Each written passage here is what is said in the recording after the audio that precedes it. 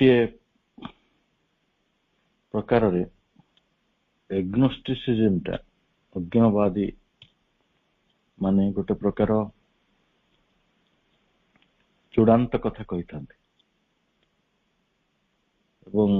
से कथार एक उदाहरण निजे प्रभु श्री अरविंद देइछन्ति जे जोटा आमे पढ़ुथिले जे न बाग गच्छति न मनो केनोपनिषद रे पानी जे बाणी सेठाको जाई पारे नाही किंबा मन मध्य सेठारे प्रवेश करी पारे नाही।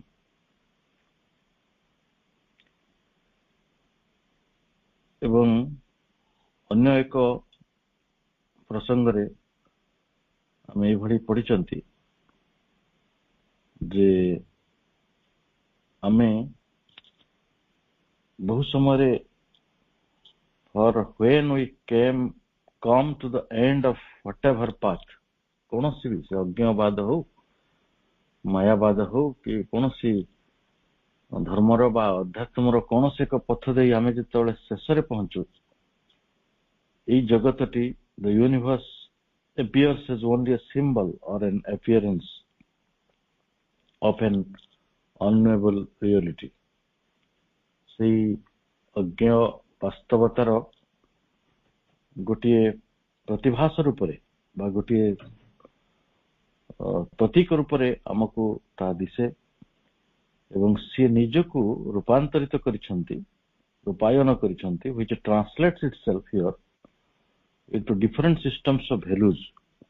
ए जगत रे आमे विभिन्न जिनिस को महत्व दोछु तात्पर्य दोछु बा कोटा आम पई दरकारी कोटा अदरकारी एभली नाना प्रकार भावना गुडी को मध्य तयारी करछु सेटा से गुरुत्वटी बा से महत्वटी आम पई बहु प्रकार व्यापक आमे भाषा को गुरुत्व दो संस्कृत को गुरुत्व दो आम निज स्वास्थ्य को गुरुत्व दो आमे जीवन को गुरुत्व दो तो से भली सामाजिक जो नीति नियम रही सोशल इंजीनियरिंग ताकू भी गुरुत्व दौछु तेणु ये बाटे कह जाउछि जो निजक से different values system of values भितर आनी मूल्यांकन बहु प्रकार प्रणालीबद्धता भितर सेटा को डिटेल वर्णना करा फिजिकल वैल्यूज हमर जोटा जड़ सत्य बा जड़ जगतर सत्यटी अन्यटी हला भाइटल प्राण सेंसेशनल वैल्यूज जोटा को आम इंद्रियगत मूल्य बोली कहूँ इंटेलेक्चुअल बुद्धि आइडियल एंड स्पिरिचुअल वैल्यूज ये कथा आम पढ़ी पुणी एक कथा आम पढ़ी जे मायावादी माने ये जो प्रतिभासर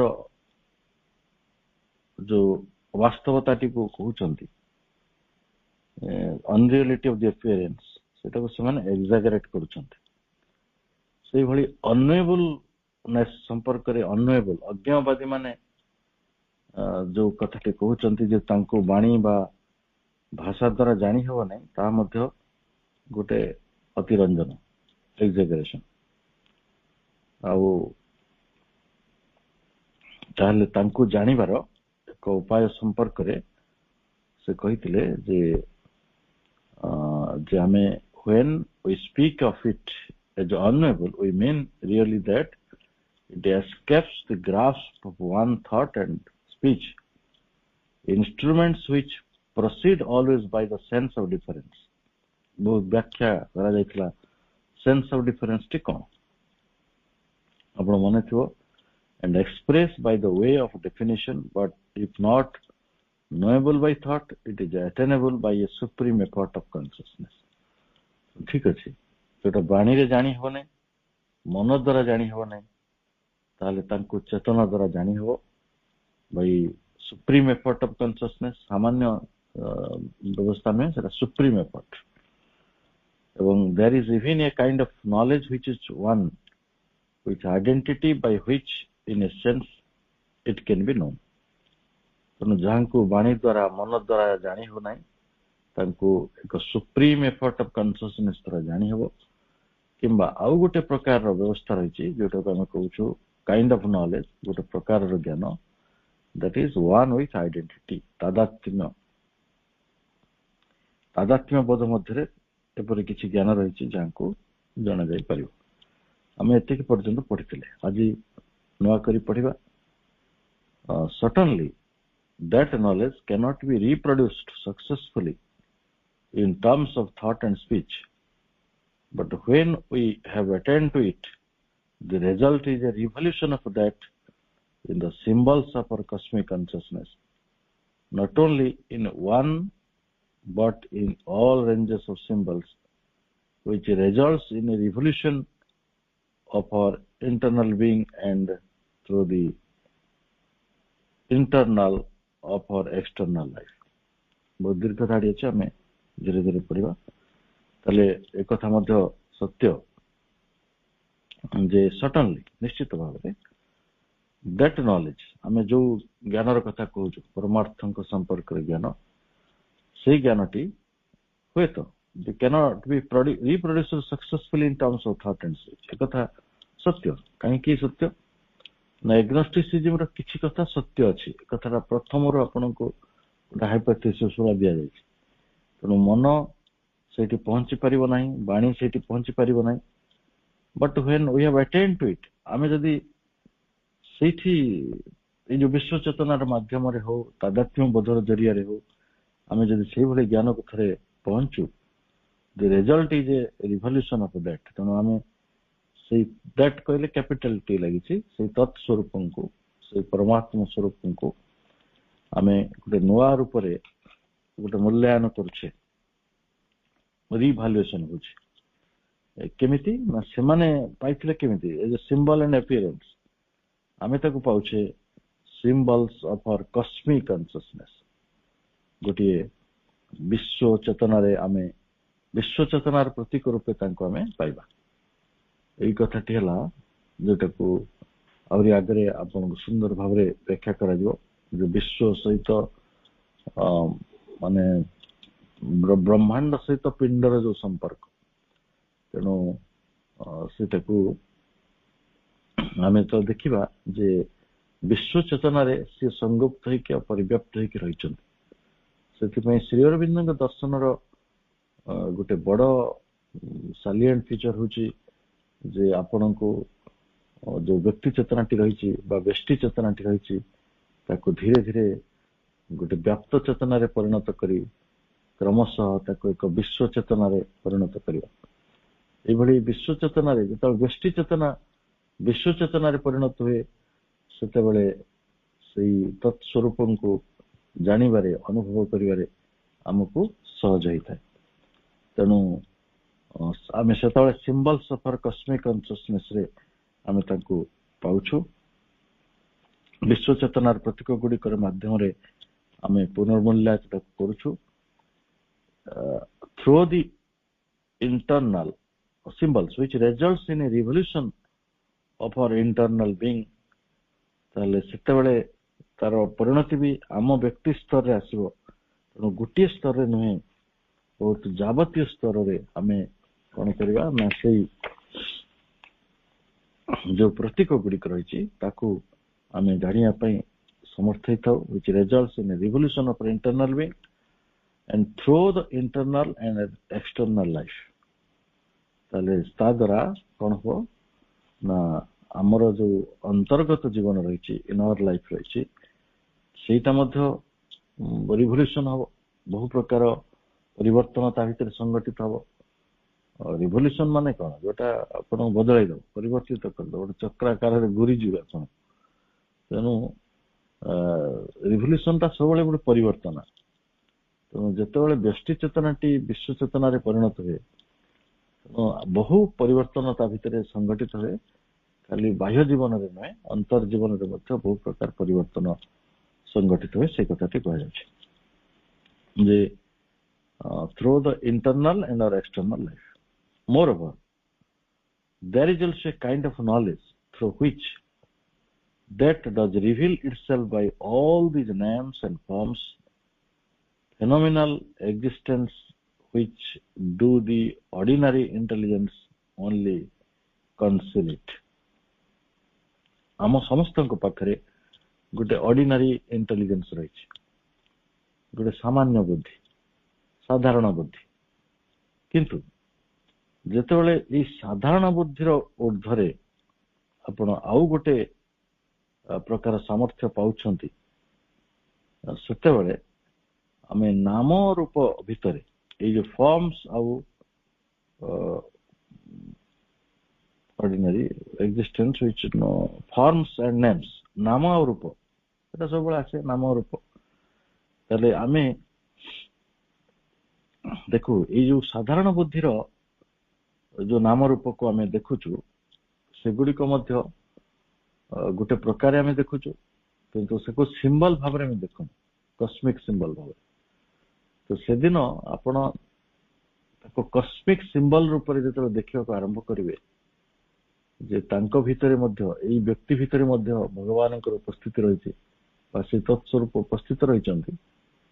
କିନ୍ତୁ ଆମକୁ ଏବେ ଲାଗୁଛି କି ବ୍ୟକ୍ତି ଭିତରେ, ବ୍ୟକ୍ତି ସତ୍ତା ଭିତରେ ଭଗବାନ ଅଛନ୍ତି ବୋଲି। କାହିଁକି ନା ସେଟା ମନା କିଏ କରୁଛି? ଆୱାର ଅର୍ଡିନାରୀ ଇଣ୍ଟେଲେକ୍ଟ, ଆମର ସାଧାରଣ ବୁଦ୍ଧି ତାକୁ ମନା କରୁଛି, ସାଧାରଣ ଜ୍ଞାନ ତାକୁ ମନା କରୁଛି। କାରଣ ସିଏ ଗୋଟେ ଭଗବାନଙ୍କର ଗୋଟେ ରୂପ ସ୍ୱରୂପ ଗଢିଛି, ଯେ ସେ ଅଲ୍ ପାୱାରଫୁଲ, ମାନେ ଓମନିସିଏଣ୍ଟ, ଓମନିପ୍ରେଜେଣ୍ଟ, ଓମନିପୋଟେଣ୍ଟ, ଏମିତି ସବୁ ଧାରଣାରେ ତିଆରି କରିଛି। ତେଣୁ ବ୍ୟକ୍ତିକୁ ଯେତେବେଳେ ସେ ସୀମିତ ରୂପରେ ଦେଖୁଛି, ଯେ ଇଏ ମଣିଷଟା ତ ଗୋଟେ ସୀମିତ, ଆଉ ଇଏ ଖାଲି ସାଧାରଣ ଭାବରେ ଭାଇଟାଲ ଭିତରେ ବଞ୍ଚୁଛି, ଆଉ ସାଧାରଣ ଚେତନାରେ ବଞ୍ଚୁଛି, ତେଣୁ ଆକୁ ଆମେ କେମିତି ଈଶ୍ୱର କହିପାରିବା, ଦିବ୍ୟ କହିପାରିବା? କିନ୍ତୁ ସେଟା ପ୍ରକୃତରେ ସେ କଥାଟି କୁହାଯାଉଛି ଯେ ଏଇଟା କନସିଲ ହେଇକି ରହିଛି। କାହାଠାରୁ କନସିଲ ହେଇକି ରହିଛି? ସାଧାରଣ ବୁଦ୍ଧି ଠାରୁ କନସିଲ ହେଇକି ରହିଛି। ତାର ଯୋଉ ସମ୍ଭାବନାଟିକୁ ଆବିଷ୍କୃତ ହେଇନାହିଁ। ଦେଖନ୍ତୁ, ମାନେ ଗୋଟେ ପରମାଣୁ ବୋମା ଥିବ, ଯିଏ ପିଲାମାନେ ତାର ବଳଟା ଜାଣିନଥିବ, ସେ ତାକୁ କହିବ ଏଇଟା ଗୋଟେ ଖେଳଣା, ତା ସହିତ ଖେଳିପାରେ, ବା ୟାର କିଛି ବଳ ନାହିଁ ବୋଲି ଭାଇପାରେ। ଭଗବାନଙ୍କ ସୃଷ୍ଟିର ଯୋଉ ମହାନ କଥାଟି ହେଲା, ଗୋଟେ ଅଣୁ ଭିତରେ ବି ସେ ଅମାପ ଶକ୍ତି ସାଇତିକି ରଖିଛନ୍ତି, ଅମାପ ସମ୍ଭାବନା ବି ସାଇତିକି ରଖିଛନ୍ତି। କେତେ ଇଣ୍ଟ୍ରିକେଟଲି ରଖିଛନ୍ତି, କେତେ ସଟଲ ଫର୍ମରେ ରଖିଛନ୍ତି, ତାକୁ ସୂକ୍ଷ୍ମ ରୂପରେ, ଆଉ କେତେ ଜଟିଳ ଭାବରେ ରଖିଛନ୍ତି, ସେଗୁଡିକ ଆମ ସାଧାରଣ ବୁଦ୍ଧି ଧରି ପାରିବ ନାହିଁ। କାରଣ ସାଧାରଣ ବୁଦ୍ଧିଟି ତାର ନୀତିଦିନିଆ ଯୋଉ ସମସ୍ୟା ରହିଛି ତା ଭିତରେ ସେ ଥାଏ, କିନ୍ତୁ ଗୋଟେ ଅଣୁ ଭିତରେ ଯୋଉ ବିରାଟ ଶକ୍ତି ସାଇତା ହେଇ ରହିଛି, ସେ ବିଷୟରେ ସେ କେବେ ମୁଣ୍ଡ ଖେଳାଇ ପାରେନି। ବୈଜ୍ଞାନିକ ମାନେ ସେ କଥା ରିଭିଲ କଲେ। ତାପରେ ଦେଖାଗଲା ଯେ ଆମ ଶରୀର ବିଲିୟନ୍ସ ଏଣ୍ଡ ବିଲିୟନ୍ସ ଅଫ ଏଟମ ଦ୍ୱାରା ତିଆରି। ତାହେଲେ ଏଠି କେତେ ଶକ୍ତି ଥିବ? ଶକ୍ତି ଗୁଡା ରିଲିଜ ହଉନି, ତାହେଲେ ହିଡେନ ହେଇକି ରହିଛି, କନସିଲ ହେଇକି ରହିଛି, ଏକ୍ଜାକ୍ଟଲି ଭାଷାରେ କନସିଲ ହେଇକି ରହିଛି। ତେଣୁ ଆମେ କେତେ ପ୍ରକାର ଉପାୟ ଦେଖୁଛନ୍ତି, ଯେ ଏଗ୍ନୋଷ୍ଟିସିଜମ ଯୋଉ ଜିନିଷଟିକୁ ଏକ୍ଜାଗରେଟ କରିଥିଲା, ଯେ ତାଙ୍କୁ ବାକ୍ ଦ୍ଵାରା ଜାଣି ହେବ ନାହିଁ, ତାଙ୍କୁ ମନ ଦ୍ଵାରା ଜାଣି ହେବ ନାହିଁ, ସେଇଠି କେତେ ଗୁଡେ ଉପାୟର କଥା କୁହାଗଲା। ଗୋଟେ କୁହାଗଲା ଯେ ଚେତନାର ରୂପାୟନ ଦ୍ଵାରା, ଦ୍ୱିତୀୟରେ କୁହାଗଲା ତାଦାତ୍ମ୍ୟ ବୋଧ ଦ୍ଵାରା, ତୃତୀୟରେ କୁହାଗଲା ଯେ ବହୁତ ରେଞ୍ଜେସ୍ ଅଫ ସିମ୍ବଲ୍ସ ଯଦି ଆମେ କସ୍ମିକ କନସିୟସନେସ ରେ ପହଞ୍ଚି ପାରିବା, ତାହେଲେ ତା ମଧ୍ୟ ସମ୍ଭବ। ଏବଂ ଚତୁର୍ଥରେ କୁହାଯାଉଛି ଯେ ଆମେ ଏଇ ଯୋଉ ପ୍ରତିଭାଷିକ ନାମ ରୂପରେ ମଧ୍ୟ ତତ୍ସ୍ୱରୂପ ରହିଛନ୍ତି। ନାମ ରୂପରେ ଦେଖନ୍ତୁ, ଲୋକକୁ ଯେତେବେଳେ କଳି ଯୁଗ ଆସିଲା, ଶୁଣିଛି ଆମକୁ ବୈଷ୍ଣବ ଧର୍ମର ଯୋଉମାନେ ସବୁ ଏକ୍ସପୋନେଣ୍ଟ ଥିଲେ, ଶ୍ରୀ ଚୈତନ୍ୟଙ୍କ ଭଳି ଲୋକମାନେ ମଧ୍ୟ କହିଲେ ଯେ ଭଗବାନଙ୍କୁ ପାଇବାକୁ ହେଲେ ଆମକୁ ନାମରେ ଯିବାକୁ ପଡିବ, ରୂପ ଧ୍ୟାନରେ ଯିବାକୁ ପଡିବ। ତେଣୁ କୃଷ୍ଣଙ୍କର ମହିମା ହେଲା, ଆଉ କୃଷ୍ଣଙ୍କର ନାମ ଗାନ ବି ହେଲା। ତେଣୁ ଯେତେବେଳେ ରାମଚନ୍ଦ୍ରଙ୍କର ସେତୁ ବନ୍ଧ ହଉଥିଲା, ସେତେବେଳେ ସେ ଯୋଉ ଦୁଇ ଜଣ ବିଖ୍ୟାତ ବୈଜ୍ଞାନିକ ତ କହିବା, ଯୋଉମାନେ ଛୁଇଁଲେ ବା ସେ ପଥର ଗୁଡିକୁ ସେମାନେ ବାଛୁଥିଲେ, କୋଉ ପଥର ଗୁଡିକ ପାଣିରେ ଭାସିବ। ନଳ ଆଉ କିଏ ଜଣେ ଥିଲେ, ତା ଭିତରେ ସବୁବେଳେ ଜାମ୍ବବାନ ରାମଙ୍କର ନାଁଟା ଲେଖି ଦଉଥିଲେ। ସେ ସୁପଥର ଉପରେ ଅର୍ଥାତ ସେ ଗୋଟେ ନାମ ଭିତରେ ମଧ୍ୟ ତାଙ୍କର ଶକ୍ତି ସଂଯୁକ୍ତ ହେଇକି ରହିଛି। ଆମେ ଯେଭଳି ମା ନାମ କହୁଛେ ସବୁବେଳେ, ଆଜି ବି ପ୍ରସନ୍ନ ଭାଇ ସକାଳେ ଆରମ୍ଭ କଲେ, ପୁଣି କିଛି ସମୟ ପରେ ମା ନାମରେ ଆମେ ସାରିବା। ଏବଂ ଯେତେବେଳେ ବାବାଜୀଙ୍କର ସେଇ ନାମ ରୂପର ମହାତ୍ମ୍ୟଟା ଆମେ ପଢୁଛନ୍ତି ତ ଏ କଥା ଟିକେ ସ୍ପଷ୍ଟ ହଉଛି ଯେ ଦ୍ୟାଟ୍ସ ଏ ୱେ, ତା ଭିତରେ ବି ସେଭଳି ଏକ ବିରାଟ ସ୍ୱରୂପ ସଂଯୁକ୍ତ ହେଇକି ରହିଛନ୍ତି। ପୁଣି ଆଉ ଥରେ ସେ ଧାଡ଼ି ଟିକେ ପଢାଯାଉ ଯେ ମୋର over there is also a kind of knowledge, ଆଉ ଗୋଟେ ପ୍ରକାର ଜ୍ଞାନ ଅଛି through which that does reveal, ସେଇ ତତ୍ସ୍ୱରୂପ ମାନେ ରିଭିଲ୍ ହୁଅନ୍ତି ବା ଆମେ ତାକୁ ଜାଣିପାରୁ itself by all these names and forms of phenomenal existence। ଏଇ ଯୋଉ ଜଗତଟିକୁ ଦେଖୁଛନ୍ତି ଆପଣ, ଯୋଉଟା ଯାହା ମାଧ୍ୟମରେ ଏଇଟା ପ୍ରତିଭାଷିତ ହେଇ ରହିଛି, ବ୍ୟକ୍ତ ହେଇକି ରହିଛି, ତ which to the ordinary intelligence only conceal it, ସାଧାରଣ ବୁଦ୍ଧି ତାକୁ ସଂଯୁକ୍ତ କରି ରଖିଛି, ଲୁଚେଇକି ରଖିଛି ବା ଜାଣିପାରୁନାହିଁ। It is this higher but not highest process of knowledge to which we can attain by passing the limits of materialistic formula and scrutinizing life, mind and supermind in the phenomena that are characteristic of them, and not merely in those subordinate movements by which they link themselves to matter। ତାহଲେ ଏଇ ଜ୍ଞାନଟି ଯୋଉ ଅତ୍ୟନ୍ତ ଉଚ୍ଚତମ ସ୍ତରର, କାହିଁକି ଉଚ୍ଚତମ ସ୍ତରର ନା ଆମକୁ ସେଇ ସ୍ତରରେ ପହଞ୍ଚିବାକୁ ହେଲେ ପ୍ରଥମ କଥା ହଉଛି ଯେତେ ମେଟାଲିଷ୍ଟିକ ଫର୍ମୁଲା ରହିଛି, ଯେତେ ଜଡବାଦୀ ସୂତ୍ର ରହିଛି, ତାକୁ ତାର ସଂକୀର୍ଣ୍ଣ ସୀମା ଗୁଡିକୁ ପାର ହେବାକୁ ପଡିବ, which we can attain by passing the limits of metallistic formula। ମେଟାଲିଷ୍ଟିକ ଫର୍ମୁଲାଟା କୋଉଠି ଅଛି? ଜଡ ବିଜ୍ଞାନରେ ଅଛି, ମେଟେରିଆଲ ସାଇନ୍ସରେ ଅଛି।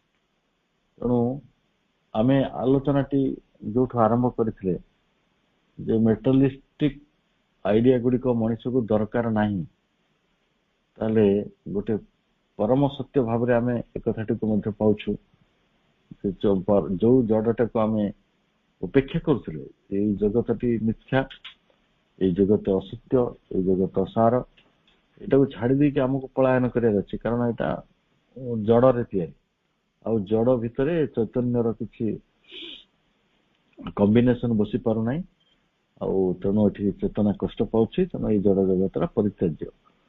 କିନ୍ତୁ ଆମେ ଆଜି ପଢୁଛନ୍ତି ଯେ ଜଡ ଜୀବନର ବା ମେଟାଲିଷ୍ଟିକ ଫର୍ମୁଲା ଗୁଡିକର, ଜଡ ବିଜ୍ଞାନର ଯୋଉ ସୂତ୍ର ରହିଛି, ଜଡବାଦର ଯୋଉ ସୂତ୍ର ସବୁ ରହିଛି, ତାକୁ ଆମକୁ ତାର ଯୋଉ ସୀମା ଗୁଡିକୁ ଆମକୁ ଅତିକ୍ରମ କରିବାକୁ ପଡିବ। ଦେଖନ୍ତୁ, ଜଡ ଜଗତ ଯେ କିଛି ସତ୍ୟକୁ ରିଭିଲ କରିନାହିଁ, ସେ କଥାକୁ କେହି ବି ଆଜି ଅସ୍ୱୀକାର କରିପାରିବେ। ଜଡର ସମ୍ଭାବନା ହିଁ ତ ଆମ ଜୀବନକୁ ଆଜି ସୁନ୍ଦର କରିଛି। କେତେ ମେଡିକାଲ ସାଇନ୍ସର କେତେ ଡେଭଲପମେଣ୍ଟ ହେଇଛି, ନ୍ୟୁକ୍ଲିୟର ସାଇନ୍ସର କେତେ ଡେଭଲପମେଣ୍ଟ ହେଇଛି, ଏନର୍ଜି ସେକ୍ଟରରେ ଆମେ କେତେ କାମ କରିପାରିଛନ୍ତି, ଠିକ ଅଛି। କିନ୍ତୁ ମଣିଷ ତାକୁ ବ୍ୟବହାର କରିଛି ନିଜର ଆସୁରିକ ଶକ୍ତି ଗୁଡିକର ବିକାଶ ନିମନ୍ତେ, ଏଇଟା ହଉଛି ତାର ସୀମା। କିନ୍ତୁ ଯଦି ତାକୁ ଦିବ୍ୟ ଶକ୍ତିର ବିକାଶ ନିମନ୍ତେ ବ୍ୟବହାର କରାଯିବ ବା ସେଇ ସତ୍ୟ ଗୁଡିକୁ ଭଗବାନଙ୍କର ସ୍ୱରୂପକୁ ଜାଣିବା ପାଇଁ ବ୍ୟବହାର କରାଯିବ, ତାହେଲେ ସେଇଟା ହଉଛି passing the limits of the materialistic formula. ତେଣୁ ଜଡ ବିଜ୍ଞାନର ଯୋଉ ସୂତ୍ର ଗୁଡିକ ରହିଛି, ସେ ସୂତ୍ରର ଯୋଉ ସୀମା ଗୁଡିକ ରହିଛି, ତାକୁ ଅତିକ୍ରମ କରିବାକୁ ମାନେ ଆମେ ଏଇଆ ହିଁ ବୁଝୁ। ତାପରେ କହୁଛନ୍ତି ଯେ and scrutinizing life, mind and supermind। ତାହେଲେ ଆମେ ସ୍କ୍ରୁଟିନାଇଜ କରିବା ମାନେ ତାର ତତ୍ତ୍ୱ ସମୀକ୍ଷା କରିବା, ତାକୁ ସମୀକ୍ଷା କରିବା। ପୁଣି ଥରେ ଆପଣଙ୍କୁ ସେଇ ଆବଷ୍ଟ୍ରାକ୍ଟ କୁ ପ୍ରତି ଆକର୍ଷିତ ହବାର ବା ତତ୍ତ୍ୱ ପ୍ରତି ଆକର୍ଷିତ ହବାର, ଦର୍ଶନକୁ ଭଲ ପାଇବାର ଗୋଟେ ଉପାୟ କୁହାଯାଉଛି। ଅନେକ ଲୋକ ମୁଁ ଜୀବନ ବଞ୍ଚିବି ଅଥଚ ଜୀବନକୁ ସମୀକ୍ଷା କରିବି ନାହିଁ, ମୁଁ ମୋର ମନଟି ଅଛି ଅଥଚ ମନ ବିଷୟରେ ମୁଁ ଜାଣିବି ନାହିଁ, ଆଉ ମନର ପରେ ଯୋଉ ତାର ଉତ୍ତରିତ ଅବସ୍ଥାରେ ଯେତେବେଳେ ଅତିମାନସ ଆସିବ, ମୁଁ ତା ବିଷୟରେ ବି ଜାଣିବି ନାହିଁ, ଅର୍ଥାତ୍ ମୁଁ କିଛି ସ୍କ୍ରୁଟିନାଇଜ କରିବି ନାହିଁ। ଏମିତି କହିକି ଆମେ ଜୀବନଟିଏ ଖାଲି ବଞ୍ଚୁଥାଉ, ଜୀବନକୁ ଉପେକ୍ଷା କରିକି ଆମେ ମନଟିଏ ନେଇ ବଞ୍ଚୁଥାଉ, ଅଥଚ ମନଟି ଉପେକ୍ଷିତ ହେଇ ରହିଥାଉ। ତା ବିଷୟରେ ନା ତତ୍ତ୍ୱଗତ ଧାରଣା ଥାଏ, ନା କିଛି ପ୍ରକୃତରେ ଆଧ୍ୟାତ୍ମିକ ଅନୁଭୂତି ଗୁଡିକ ଆମର ଘଟୁଥାଏ। ଆଉ ଅତି ମାନସ ଆହୁରି ଦୂର କଥା, ସେଟା ଅନେକ ଲୋକମାନଙ୍କ ପାଇଁ ଅଗମ୍ୟ, ଅବଧ୍ୟ ମଧ୍ୟ, ଦୁର୍ବୋଧ୍ୟ ମଧ୍ୟ। ତେଣୁ କିନ୍ତୁ ଆମକୁ କୁହାଯାଉଛି ଯେ ତାକୁ ଆମେ ସମୀକ୍ଷା କରିବା। ଆଉ in the phenomena that are characteristic of them, ସେମାନଙ୍କର ଯୋଉ ବୈଶିଷ୍ଟ୍ୟ ରହିଛି, ତାତ୍ପର୍ଯ୍ୟ ରହିଛି, ତାକୁ ମଧ୍ୟ ଖୋଜିବା। not merely in those subordinate moments by which they link themselves matter। ତେଣୁ ସେତିକିରେ ଆମର କାମ ହବ ନାହିଁ, ଆମକୁ ଦେଖିବାକୁ ପଡିବ ଯେ ସେମାନେ ନିଜର ଯୋଉ ପରିଶୀଳନ ଦ୍ୱାରା କେତେ ବେଶୀ ଭୌତିକ ସ୍ତରଟି ସହିତ ସଂଲଗ୍ନ ହେଇକି ମଧ୍ୟ ରହିଛନ୍ତି। ଯଦି ମ୍ୟାଟର ନାହିଁ ତାହେଲେ ଲାଇଫ ନାହିଁ, ଲାଇଫ ନାହିଁ ତ ମାଇଣ୍ଡ ନାହିଁ, ମାଇଣ୍ଡ ନାହିଁ ତ ସୁପର ମାଇଣ୍ଡ ନାହିଁ। ତାହେଲେ ଏଇ ବାଟରେ ଯେତେବେଳେ ବିବର୍ତ୍ତନର ପଥ ଦେଇ ଏଇଟା ଧୀରେ ଧୀରେ ସବୁ ରିଭିଲ ହଉଛି, ଆମେ ଯଦି ମୂଳରୁ ମନା କରିଦେବା ଯେ ନା ମେଟାଲିଷ୍ଟିକ ଫର୍ମୁଲା ଭିତରେ କିଛି ସତ୍ୟ ନାହିଁ, ତାହେଲେ ଏଇଟା ଗୋଟେ ବଡ ଭୁଲ ହେଇଯିବ। ତେଣୁ ଆମେ ଯେତେବେଳେ ସମୀକ୍ଷା କରିବା ମନର, ପ୍ରାଣର ଏବଂ ଅତି ମାନସର, ଦେଖିବା ଯେ ସେଇଟା ଜଡ ସହିତ ପ୍ରକୃତରେ ସଂଲଗ୍ନ ହେଇକି ରହିଛି। ତା ସହିତ କଣ ସମ୍ବନ୍ଧ ରହିଛି ଜଡ ସହିତ, ତାପରେ ଜଡର କୁ ମଧ୍ୟ ଆମେ ସ୍ୱୀକାର କରିପାରିବା। ଯୋଉଟାକୁ ମାୟାବାଦୀ ମାନେ ଉପେକ୍ଷା କରିଥିଲେ, ଯୋଉଟାକୁ ପରବର୍ତ୍ତୀ ସମୟରେ ଏଗ୍ନୋସିସ୍ ମଧ୍ୟ ଏକ ପ୍ରକାର ସେଇଭଳି କଥା କହିଛି। ତେଣୁ ସେଗୁଡାକ ଏକ୍ଜାଗରେସନ ଥିଲା, କିନ୍ତୁ ତାର କିଛି ଉପାୟ ମଧ୍ୟ ରହିଛି ବୋଲି ଆମେ ଏଇ ପାରାଗ୍ରାଫରେ ପଢିଲେ। ତ ବର୍ତ୍ତମାନ ଆମେ 16 ପାରାଗ୍ରାଫକୁ ଯିବା। ଏଇ ପାରାଗ୍ରାଫଟି ଆରମ୍ଭ ହଉଛି ଏକ ସୁନ୍ଦର ମହାବାକ୍ୟରେ, ଦି ଅନନୋନ୍ ଇଜ ନଟ୍ ଦି ଅନନୋଏବଲ୍। ଯୋଉଟା ଅଜଣା ହେଇକି ଅଛି ସେଇଟା ଯେ ସବୁଦିନେ ଅନନୋଏବଲ୍ ହେଇକି ରହିବ, ଅଜଣା ହେଇକି ରହିବ, ତାର କିଛି ମାନେ ନାହିଁ। ତେଣୁ ଅନନୋନ୍ ଆଉ ଅନନୋଏବଲ୍ ଏ ଦୁଇଟା ଅଲଗା ଜିନିଷ। ଅନନୋନ୍ ତ ହେଲା ଯାହା ଏପର୍ଯ୍ୟନ୍ତ ଜଣା ପଡିନାହିଁ, ଅନନୋଏବଲ୍ ହେଲା ଯାହାକୁ ଜାଣି ହେବ ନାହିଁ, ଅଜ୍ଞବାଦ। ତାହେଲେ ଅଜ୍ଞାନତା ତ ଏକ୍ଜାକ୍ଟଲି କୁହାଯିବ ନାହିଁ, ପ୍ରକୃତରେ ଅନନୋନ୍, ଅଜଣା। ଅଜଣାଟି ଅଜ୍ଞବାଦ ନୁହେଁ, ବା ଅଜଣା ଯୋଉଟା ଆମେ ଆଜି ଜାଣିନାହାନ୍ତି ସେଇଟା ଯେ ଜାଣିବା ନାହିଁ ବା ଜାଣିପାରିବା ନାହିଁ, ସେପରି କିଛି କଥା ନାହିଁ। ତେଣୁ ମଣିଷ ସବୁବେଳେ ଅନନୋନ୍ କୁ ଅନନୋଏବଲ୍ ସହିତ କନଫ୍ୟୁଜ ହେଇଯାଏ। ତେଣୁ ପ୍ରଥମରୁ ଆପଣଙ୍କୁ କ୍ଲିୟର କରିବା ଯାଉଛି ଯେ ଯାହା ଅଜ୍ଞାତା ସେଟା ଅଜ୍ଞର ସମତୁଲ ନୁହେଁ, ଡିଫରେଣ୍ଟ। ଇଟ୍ ନଟ୍ ବି, ସେଠି ଗୋଟେ 4 ଦିଆଯାଇଛି ଗୋଟେ ଟୀକା। କେନ ଉପନିଷଦର ଗୋଟେ ବାଣୀକୁ ସେଠାରେ ଉଦ୍ଧାର କରାଯାଇଛି ଏବଂ ତାକୁ ଆମେ ପରେ ଆସିବା। ସେ କହୁଛନ୍ତି other is that then the known also it is above the unknown। ତାହେଲେ ଅଜ୍ଞ it need not remain the unknown for us। ଯୋଉଟା ଆଜି ଅନନୋନ୍ ହେଇକି ଅଛି ସେଇଟା ସବୁଦିନ ଅନନୋନ୍ ହେଇକି ରହିବ ନାହିଁ। ଦିନେ ମଣିଷ ଇଲେକ୍ଟ୍ରିସିଟି ଜାଣିନଥିଲା, ସେଟା ତା ପାଇଁ ଅନନୋନ୍ ହେଇଥିଲା। ଦିନେ ସିଏ ଏଟମ୍ ମାନଙ୍କର ଗଠନ ବିଷୟରେ ଜାଣୁନଥିଲା, ଏଟମିକ ଷ୍ଟ୍ରକ୍ଚର, ତ ସେଟା ଅନନୋନ୍ ହେଇଥିଲା। କିନ୍ତୁ ତାର ଅର୍ଥ ନୁହେଁ ଯେ ସେଟା ଅନନୋଏବଲ୍। ତେଣୁ ଯେଇ ଅଜ୍ଞାନତାଟି ବା ସେ ଯୋଉ ଅଜଣାଟି ଦିନେ ଜଣା ହେଲା, it need not remain the unknown for us unless we choose ignorance or persist in your first limitations। ଯେତେ ପର୍ଯ୍ୟନ୍ତ ଆମେ ଆମର ସବୁବେଳେ ଭାବି ନେବା ଯେ ମୁଁ ଅଜ୍ଞାନ ହେଇକି ରହିବି, ଅଜ୍ଞାନୀ ହେଇକି ରହିବି, ମତେ କିଛି ଜାଣିବାର ନାହିଁ, ତାହେଲେ ଠିକ ଅଛି, ଆପଣ ସେଟା ଅନନୋନ୍ଟା ଅନନୋନ୍ ହେଇକି ରହିବ। ଅନନୋଏବଲ୍ କଣ, ମୁଁ ତ କିଛି ଜାଣିବାକୁ ଚେଷ୍ଟା କରୁନି। ବା ଯଦି ମୁଁ ପରସିଷ୍ଟ କରେ, ଗୋଟେ ପ୍ରକାର ସ୍ଥାୟୀ ହେଇକି ରହିବାକୁ ଜିଦ୍ କରେ, in our fast limitation. Fast limitation କଣ? ଯେ ଏଇ ଜଡ଼ ଭିତରେ କିଛି ସତ୍ୟ ନାହିଁ, ଏଇ ସଂସାର ଅସାର ଅଟେ, ଏଇ ସଂସାର ମିଥ୍ୟା ଅଟେ, ଏଇଟା କିଛି ଏହାର କିଛି ପରିବର୍ତ୍ତନ ହବ ନାହିଁ, ତେଣୁ ଏଟା ପରିତ୍ୟାଜ୍ୟ। ଏଟାକୁ ଆମେ ଫାର୍ଷ୍ଟ ଲିମିଟେସନ ବୋଲି କହିବା। ତାହେଲେ ଯଦି ମୁଁ ଜଡ଼ ବିଷୟରେ ଜାଣିବାକୁ ଚାହିଁବି ନାହିଁ, କି ମନ ବିଷୟରେ ଜାଣିବାକୁ ଚାହିଁବି ନାହିଁ, କି ପ୍ରାଣ ବିଷୟରେ ଜାଣିବାକୁ ଚାହିଁବି ନାହିଁ, ଅତିମାନ ସମ୍ପର୍କରେ ଏ ସବୁ ଗୁଡିକ ଗୋଟେ ଲିମିଟେସନ ତିଆରି କରିବ ସବୁବେଳେ।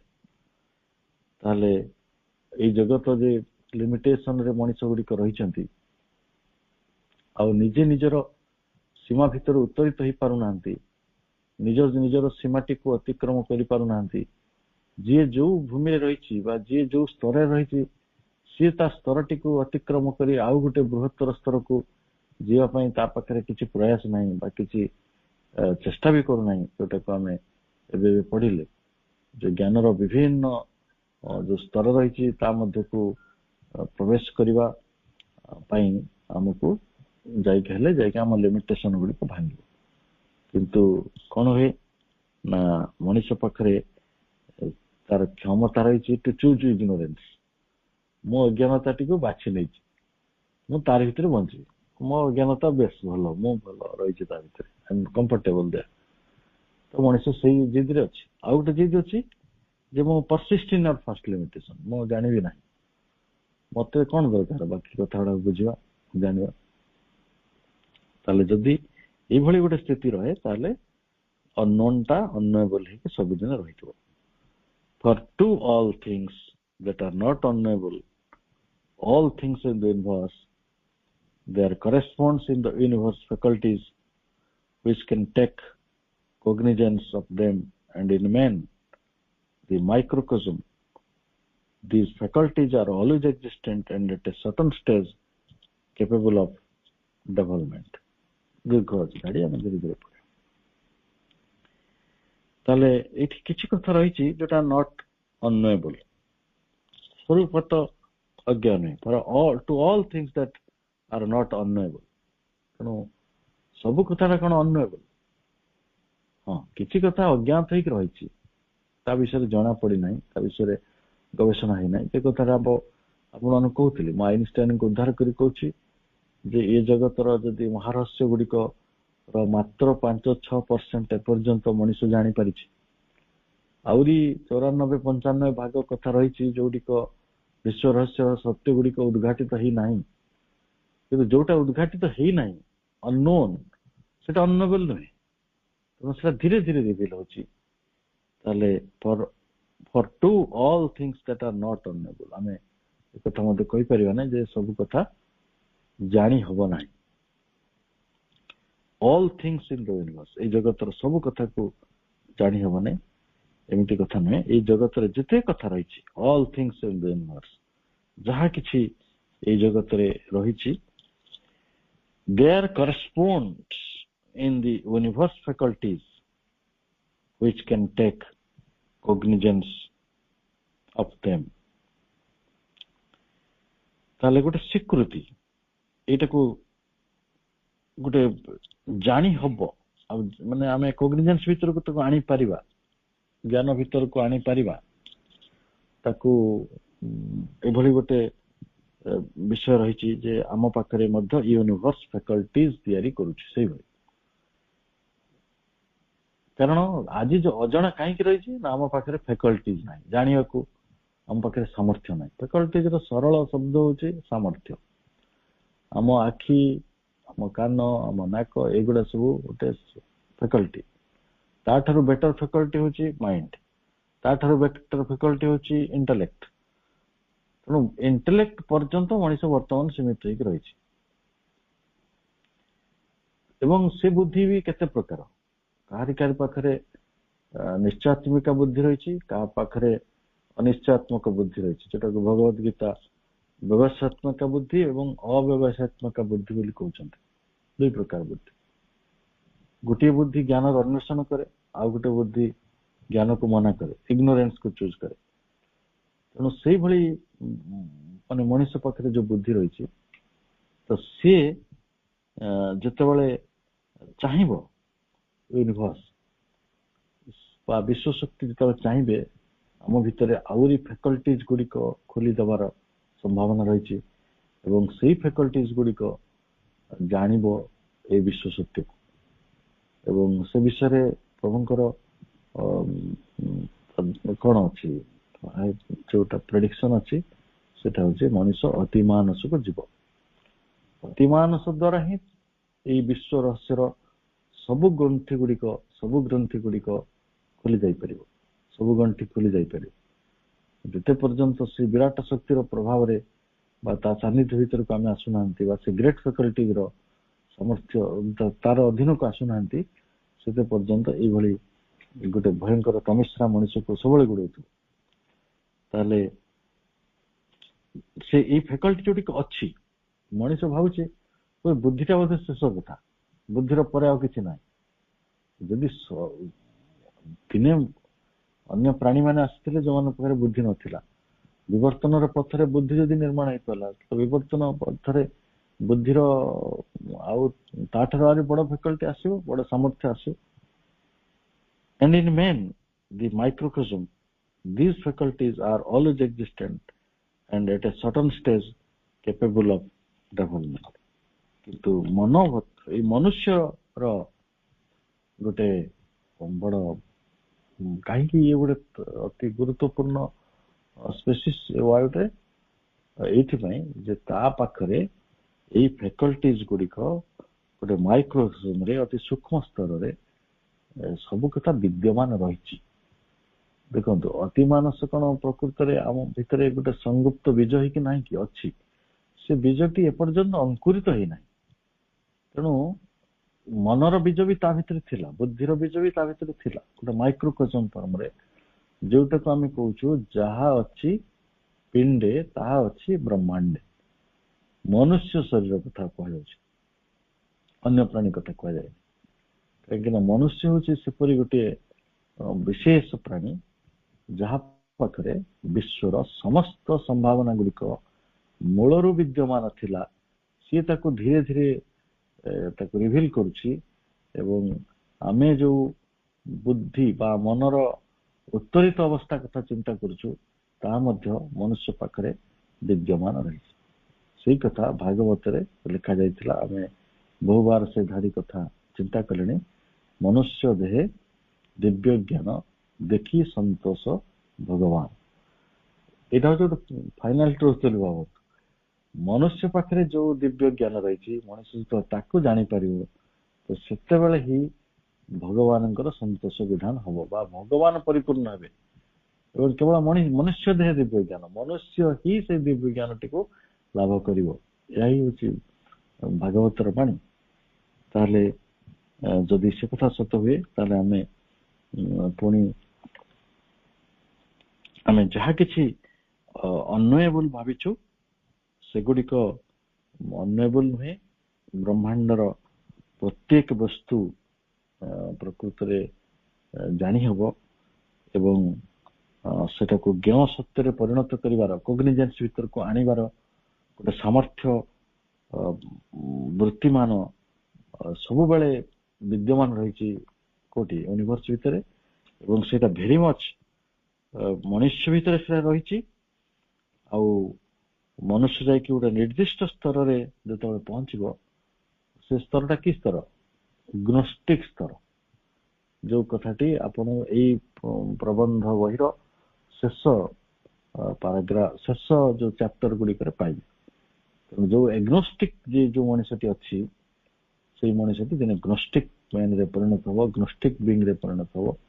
ଆଉ ସେ ଗ୍ନୋଷ୍ଟିକ ବିଙ୍ଗ ରେ ପରିଣତ ହବା ପାଇଁ ହେଲେ ତା ପାଇଁ ଗୋଟିଏ ରାସ୍ତା ରହିଛି, ସେଟା ହଉଛି ଆଧ୍ୟାତ୍ମିକ ପଥ, ସ୍ପିରିଚୁଆଲ ୱେ।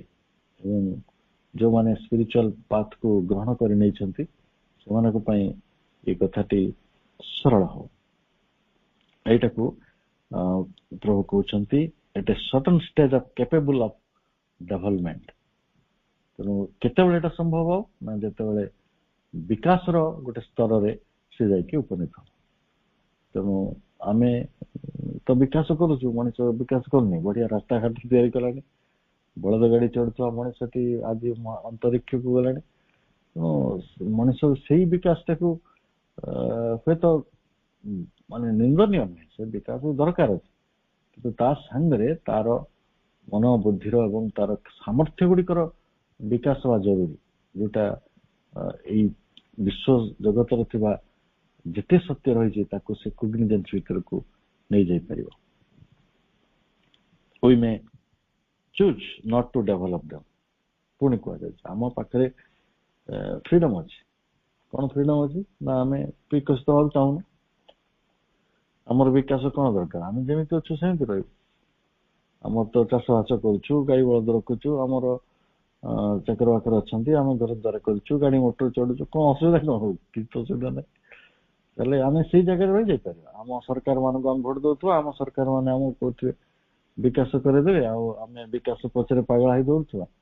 ସେ ବିକାଶ କିଏ ବା ଚିହ୍ନିଛି, କିନ୍ତୁ ପ୍ରକୃତ ବିକାଶଟାକୁ ଆମେ ଅପେକ୍ଷା କରୁଥିବା। ଯେ ଯଥାର୍ଥ ବିକାଶଟା କଣ ତାହା ଜାଣୁନଥିବା। କଣ କଲେ ମଣିଷ ଏ ବିଶ୍ୱ ରହସ୍ୟର ଉଦ୍ଘାଟନ କରିପାରିବ ଏବଂ ତାକୁ ସେତେବେଳେ ଆନନ୍ଦ ପ୍ରାପ୍ତ ହବ, ସେଇ କଥାଟିକୁ ଜାଣିପାରିବନି। ତେଣୁ ଏକ୍ଜାକ୍ଟଲି ଆମରି ଶବ୍ଦରେ ସେ କହୁଛନ୍ତି we may choose not to develop them। ଆମେ ତାକୁ ବିକଶିତ କରିବା ପାଇଁ ହୁଏତ ବାଛିପାରିବା, ନ କରିପାରିବା।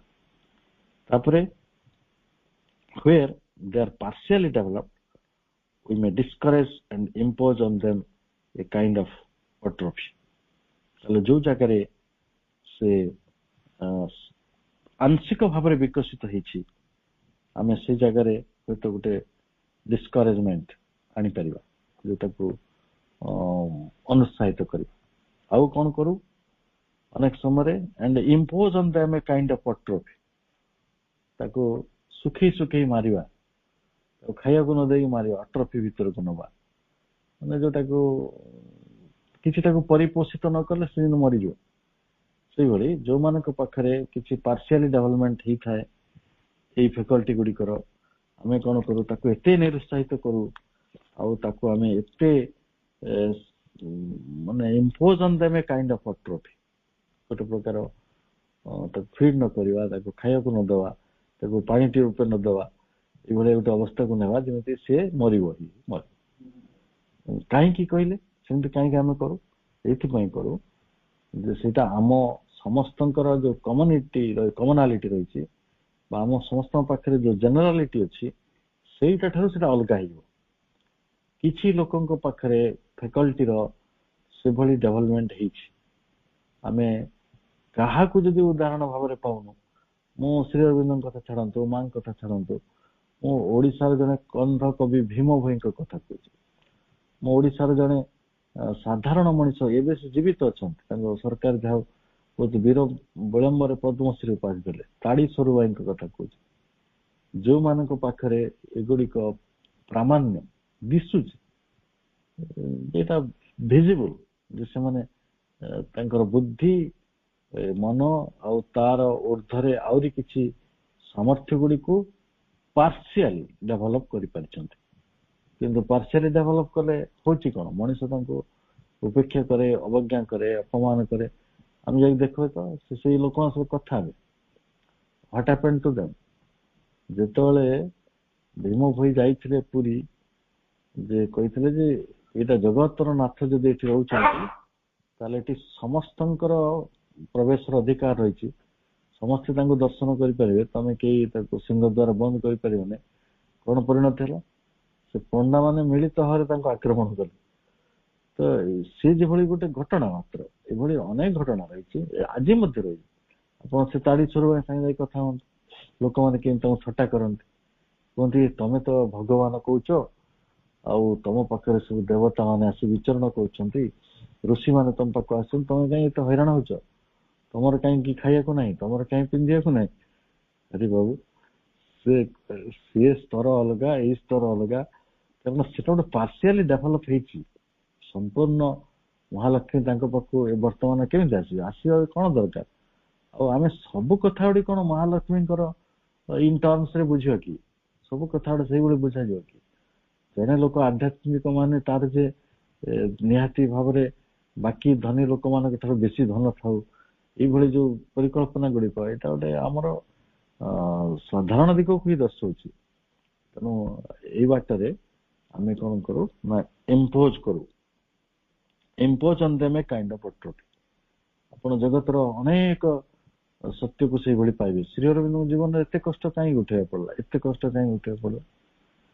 ଯେତେବେଳେ ତାଙ୍କ ପାଖରେ ଏଇଭଳି ବିକାଶ ସାମର୍ଥ୍ୟ ତିଆରି ହେଲା, ତ ସାଧାରଣ ମଣିଷ ତାକୁ ସହିପାରିଲା ନାହିଁ। ଏପରିକି ସରକାର ବି ତାକୁ ସହିଲେନି। ସରକାର ଲେଖିଲେ this man is the most dangerous man of India, ଭାରତର ସବୁଠାରୁ ବିପଜ୍ଜନକ ବ୍ୟକ୍ତି। ଶ୍ରୀ ଅରବିନ୍ଦ ଜଣେ ବିପଜ୍ଜନକ ବ୍ୟକ୍ତି। ସେ କଣ? ସେ ଗୋଟେ ଉଗ୍ରବାଦୀ, ନା ସେ ଗୋଟେ କାହାର ଅମଙ୍ଗଳ ଚିନ୍ତା କରୁଥିଲେ, ନା ସେ କାହାକୁ ଅସୁବିଧାରେ ପକେଇବାକୁ ଚାହିଁଥିଲେ? ନଥିଙ୍ଗ। ତେଣୁ ସିଏ ଇଂରେଜ ସରକାରର ଗୋଟେ ଶୋଷଣକୁ ଭାରତ ବର୍ଷରେ ବନ୍ଦ କରି ଭାରତୀୟ ଲୋକମାନଙ୍କ ପାଇଁ କିଛି ସୁଖ ଶାନ୍ତି ବା କିଛି ପଲିଟିକାଲ ଫ୍ରିଡମ ର କଥା କହୁଥିଲେ। ଏଇଟା ଗୋଟେ ବହୁତ ସାଂଘାତିକ କଥା ନୁହେଁ, କିନ୍ତୁ ହବ ସବୁବେଳେ ଜିନିୟସ୍। ଯେତେବେଳେ ଜିନିୟସ୍ କହିଲେ ଆପଣ ବୁଝୁଛନ୍ତି, ସେଇ ଏକ୍ସଟ୍ରା ପାର୍ସିଆଲ ଡେଭଲପଡ ଯୋଉ ସାମର୍ଥ୍ୟ ଗୁଡିକ, ସେଟା ସବୁବେଳେ ମିସଅଣ୍ଡରଷ୍ଟାଣ୍ଡ ହବ। ସେ ଯୋଉ କହନ୍ତି ନା, କୁଆ ମାନଙ୍କ ମେଳରେ ବତକ, ବତକଟା ଟିକେ ଧଳା, ତ କୁଆ ମାନେ କଳା। ଯୋଉ ଦଳେ କୁଆ ଥିବେ, ତାହେଲେ ସେଇଠି ସେ ଧଳା ଯୋଉ ବତକଟି ମିସଅଣ୍ଡରଷ୍ଟାଣ୍ଡ ହବ, ସ୍ୱାଭାବିକ। ଆମେ ଆମ ଜାତି ମାନ କ୍ଷେତ୍ରରେ ଦେଖିବେ, ଗୋଟେ କଥା କୁହନ୍ତି, ଦଳେ ଲୋକ ବ୍ରାହ୍ମଣ ଅଛନ୍ତି, ତା ଭିତରେ ଆଉ ଜଣେ ଶୂଦ୍ର ଆସିଗଲେ, ତ ସେ ଶୂଦ୍ରର ଅବସ୍ଥା ଯାହା ହବ। ଆଉ ଦଳେ ଶୂଦ୍ରଙ୍କ ମଧ୍ୟରେ ଯେତେବେଳେ ବ୍ରାହ୍ମଣ ପଶିଯାଏ, ଏଇଟା ଯୋଉ ସୋ କଲ୍ଡ ଜାତି ଗୁଡିକ ମଣିଷ ତିଆରି କରୁଛି, ବଡ ହାସ୍ୟାସ୍ପଦ, ଭେରି ରିଡିକୁଲସ୍।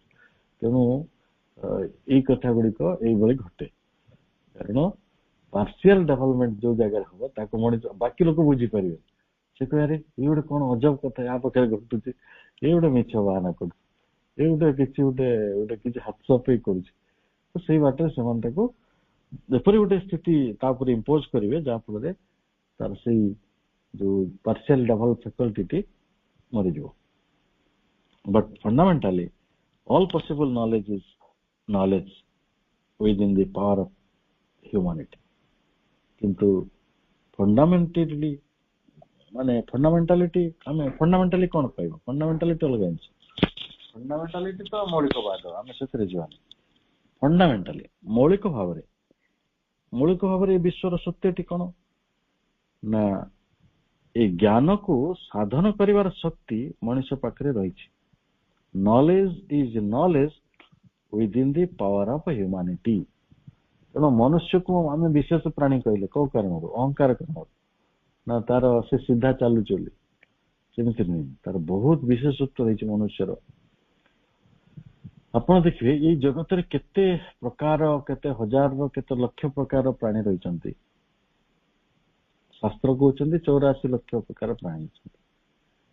ସେ ଯେତେ ପ୍ରକାର ପ୍ରାଣୀ ଥାନ୍ତି, କେବଳ ଆକାଶକୁ ଦେଖିବାର କ୍ଷମତା ମଣିଷର ରହିଛି, ଊର୍ଦ୍ଧ୍ୱକୁ ଦେଖିବାର କ୍ଷମତା ମଣିଷର ଅଛି। ଅନ୍ୟ କେହି ଆକାଶ ଦେଖିପାରନ୍ତିନି। ଚଢେଇ ଆକାଶରେ ଉଡେ, କିନ୍ତୁ ଆକାଶ ଦେଖିପାରେନି, ଜଳ ମାଟିକି ଦେଖେ। ଯେତେବେଳେ ଆମେ ଯଦି ଦେଖିବା ଗାଈ ଗୋରୁ, ସେମାନେ ଯଦି ଉପରକୁ ମୁହଁ କରିବେ, ତାହେଲେ ତାଙ୍କ ଆଖିର ଗଠନଟି ଏଭଳି, ସେମାନେ ଆକାଶ ଦେଖିପାରିବେନି। ଏ ହଉଛି ଉପନିଷଦର ସତ୍ୟ। ତାହେଲେ ଯିଏ ମଣିଷ ଊର୍ଦ୍ଧ୍ୱମୁଖୀ, ସେଇ ମଣିଷ ପାଖରେ ସବୁ ଜ୍ଞାନକୁ ହାସଲ କରିବାର ସାମର୍ଥ୍ୟ ରହିଛି। ତେଣୁ ଜ୍ଞାନ ଅନ୍ୱେଷଣ କରିବା କେବଳ ମଣିଷର ଏକମାତ୍ର ଅଧିକାର। ଯଦି ମଣିଷଟି ଜ୍ଞାନର ଅନ୍ୱେଷଣ କରୁନାହିଁ, ତାହେଲେ ସେଟା ମନୁଷ୍ୟ ନୁହେଁ। ସେ ତ ମନୁଷ୍ୟ ରୂପରେ ଆପଣ ତାକୁ ଯାହା କୁହନ୍ତୁ, ମୁଁ ସେ ବିଷଣ ଲଗେଇବାକୁ ଚାହୁଁନା। ତାହେଲେ ଜଗତର ଯେତେ ପ୍ରାଣୀ ରହିଛନ୍ତି, କେହି ଜ୍ଞାନ ଅନ୍ୱେଷଣ କରିପାରିବେ ନାହିଁ। କେବଳ ଯେହେତୁ ମଣିଷଟି ଜ୍ଞାନର ଅନ୍ୱେଷଣ କରୁଛି, ତା ପାଖରେ ସେ ଶକ୍ତିଟି ରହିଛି, within the power of humanity. And since in men there is the inalienable impulse of nature towards self-realization, no struggle of the intellect to limit the action of our capacities within a determined area can forever prevail. ଏ କଥା କାହିଁକି ଘଟୁଛି? ଏଇଥିପାଇଁ ଘଟୁଛି ଯେ ଗୋଟେ ଦୁର୍ନିବାର ଆକାଂକ୍ଷା, inalienable impulse, ସେ ତାକୁ ଅଲଗା କରିପାରିବନି, ଏଲିଏନ କରିପାରିବନି। inalienable impulse, ଗୋଟେ ପ୍ରବେଗ, ଗୋଟେ ଆକାଂକ୍ଷା କାହା ପାଖରେ ରହିଛି? ନା, ମଣିଷ ପାଖରେ। towards what? towards since in man there is the inevitable impulse of nature, prakriti taku dechi towards self realization. मनुष्य भितर कार्य करुछि जे सेल्फ रियलाइजेशन पाई सेल्फ रियलाइजेशन माने आम कौन बुझे आत्म उपलब्धि आत्म उपलब्धि है मु किए मु को उपादान मु कोठी जाउछि कि निजर प्रकृत स्वरूपटी कौन व्हाट जोटा आम टिके आगु पढ़िले मैटर विषय पढ़िबा माइंड विषय पढ़िबा हमर लाइफ विषय पढ़िबा सुपर माइंड विषय पढ़िबा जो स्क्रूटिनाइज करबा सही ज्ञान लाभ करिवार जो शक्ति सेटा सेल्फ रियलाइजेशन तेणु ये सेल्फ रियलाइजेशन रो गोटे दुर्निर्बार आकांक्षा जेते पर्यंत से सेल्फ रियलाइजेशन ताकू पाई नाही सेते पर्यंत से केबे भी खुशी होबनी ता पाखरे प्रकृति एई भली एक महान शक्ति को महान उत्कंठाटी को खंजी देछि जे मनुष्य सुखी हबो नाही पूर्ण हब नहीं विषय बहु कथा हम पढ़ी जे यही अपूर्णता भितर मनुष्य यात्रा करे असुख भितर से यात्रा करे सुख निर्माण करने सुख खोजिया पूर्णता खोजिया तार जिते यात्रा सबु यात्रा गुड़िक से डिवाइन डिस्कंटेंट भितर तैयारी से पूर्ण नुहे तेणु से पूर्ण हवा जीव से आज ज्ञानटी पाखे नहीं तेणु से ज्ञानटी हासिल करने जीव अच्छा कहूँ तो यही कथाटी ह्यूमन लिमिट्स भीतर हम कि अन्य एनिमल लिमिट्स भीतर हम एनिमल लिमिट्स भीतर हम नहीं अन्य प्राणी मान क्षेत्र में संभव नहीं तेणु से मनुष्य जन्मटा प्रकृत में बहुत बहुत गोटे तात्पर्यपूर्ण जीवन कारण ता पाखे फैकल्टीज रही सामर्थ्य रही से सामर्थ्य गुड़िक से विकसित कर दे पारे आज जहाँ पाखे कम बुद्धि अच्छी से बेसी बुद्धि रे परिणत कर दे पारे जी आज कम मननशील से अधिक मननशील हो पार तो सब समय आम निजको परिमार्जित कर दे पारिबा आम परिवर्तित कर दे पारिबा ये क्षमता मनुष्य पाखे अच्छी वी कैन एनलार्ज आवरसेल्फ तेणु आम जो से पथरे अच्छु पुणी प्रकृति भी आमको साहाय्य करुछि आम भितर सेल्फ रियलाइजेशन पई गोटे इनएलिजिबल इम्पल्स भी खंजी देछि एटा प्रकृति का धर्म तापरे कौन हम ना जो से भली शक्ति पाखे गोटे दुर्निर्बार आकांक्षा रही no struggle of the intellect to limit the action of our capacities within a determined area can forever prevail आम पाखे बारंबार श्रीरविंद कथाटी कहते जे आमे इग्नोरेंट हो पारिबा एटा हमर चॉइस मु निजको विकसित करिवि नाही डेवलपमेंट पथरे जीवी नाही सेटा भी मो चॉइस तेणु ये जो ऑप्शन अच्छी मनुष्य पाखे सेटा सब दिन प्रिवेल करिवो नाही ए कथाटी मध्ये कहला काहे प्रिवेल करिवो ना मनुष्य पाखे जो गोटे संघर्ष करुछि मनुष्यर संघर्षटी कौन ये संघर्ष को जब साइकोलॉजिकली बुझा ये संघर्ष को स्पिरिचुअली बुझा मनुष्य बहुत समय स्ट्रगल गुड़ी को बुझे चेष्टा करे in terms of economy in terms of financial capacities मनकर मो छुआ पाठ पढ़ी पारनी मो रोग चिकित्सा कर पारुनी से सब कहे मत भगवान कौन दरकार मत भगवान कौन साहाय्य कर कौन भगवान डाकिले मत टंका मिल एमती मनुष्य तो भाव किंतु ये प्रॉब्लम टा कौन था प्रॉब्लम हूँ स्पिरिचुअल प्रॉब्लम जेते पर्यंत सी तार कैपेसिटीज ता सामर्थ्यर सीमा गुड़ी को भांगिया अमंग हो मना करते पर्यंत दुख दुर्दशार यही झड़टी ता जीवन रे बारंबार उठुव से जेते रिजिड हो दुखटी भी सेतिकी रिजिड हो शेष दिने भगवान हाथुड़ी कम कर श्री अरविंद लिखिथिले the pen is the hammer of God से आमको भांगी की गोटे मूर्ति तैयारी करने आसी आमको दिव्य मानव परिणत करने आसी तेणु दुख आप चारिकड़े खंजी दि जाए आप मुकुलिया हम आप सामर्थ्य को विकास करने को पड़ो मु बहु दिन इग्नोरेंट रही जिद करी रही पारिबी नहीं ସେ କଥାଟିକୁ କ୍ଲିଅର ସୁନ୍ଦର ସୁନ୍ଦର ଶୁଦ୍ଧ ଇଂରାଜୀରେ କୁହାଗଲା ଯେ no struggle of the intellect to limit the action of our capacities. ଆମ ସାମର୍ଥ୍ୟର କ୍ରିୟାନ୍ୱୟନ ପାଇଁ ଆମେ ଯେଉଁ ବୁଦ୍ଧିର ଯୋଉ ଖେଳ ଖେଳୁଛୁ ବା ଆମେ ଯାହାକୁ ସେଲ୍ଫ ଜଷ୍ଟିଫିକେସନ ବୋଲି କହିପାରିବା, ଆମେ ନିଜକୁ ବହୁ ବାଛି ନେବାକୁ ପଡିବ। ଚିତ୍ତ ଭାଇ ତାର ଯୋଉ ଓଡିଆଟି କରିଛନ୍ତି ତାକୁ ଏଇଭଳି କହୁଛନ୍ତି ଯେ ମନୁଷ୍ୟ ଭିତରେ ଯୋଉ ଦୁର୍ନିର୍ବାର ଆକାଂକ୍ଷା ରହିଛି, ସେ ଦୁର୍ନିର୍ବାର ଆକାଂକ୍ଷାଟି ମନୁଷ୍ୟ ଭିତରେ କାର୍ଯ୍ୟ କରୁଥିବାରୁ ଗୋଟେ ସଂକୀର୍ଣ୍ଣ କ୍ଷେତ୍ର ସୀମା ଭିତରେ ବା ଡିଟରମିନ୍ଡ ଏରିଆ ଭିତରେ ତାର ସାମର୍ଥ୍ୟ ଗୁଡିକର ପ୍ରକ୍ରିୟାକୁ ସୀମାବଦ୍ଧ କରି ରଖିବା ଲାଗି ବୁଦ୍ଧି ଯେତେ ସଂଗ୍ରାମ କଲେ ମଧ୍ୟ ତାହା ଚିରସ୍ଥାୟୀ ହବ ନାହିଁ, ଏଭର ପ୍ରିଭେଲ କରିବ ନାହିଁ। ଅର୍ଥାତ କିଏ ସଂଘର୍ଷ କରୁଛି ଏଠି ରହିବାକୁ? ସେଇ ଭୂମିରେ ମୁଁ ନିଜେ ଯାହା ଜାଣିଛି, ମୁଁ ଯୋଉଠି କମ୍ଫର୍ଟେବଲ, ମୋର ଯୋଉଟା ଡିଟରମିନ୍ଡ ଏରିଆ, ସେଇଠି ସ୍ଥାୟୀ ଭାବରେ ରହିଯିବା ପାଇଁ ମନୁଷ୍ୟ ମନର ବା ବୁଦ୍ଧିର ଗୋଟେ ବଡ ଦୁର୍ବଳତା ରହିଛି ଏବଂ ସେଇଠି ରହିବା ପାଇଁ ସେ ସଂଘର୍ଷ କରେ। କହୁନାହାନ୍ତି